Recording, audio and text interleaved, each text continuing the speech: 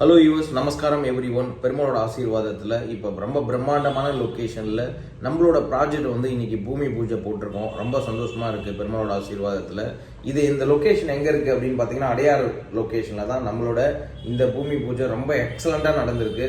So இதில் மொத்தம் டோட்டலாக பார்த்தீங்கன்னா 3391 ஸ்கொயர் ஃபீட்டு, நல்ல ஸ்கொயரான லேண்ட் இது. ஸோ இந்த லேண்டில் தான் நம்மளோட கன்ஸ்ட்ரக்ஷன் ஸ்டார்ட் பண்ண போகிறோம்.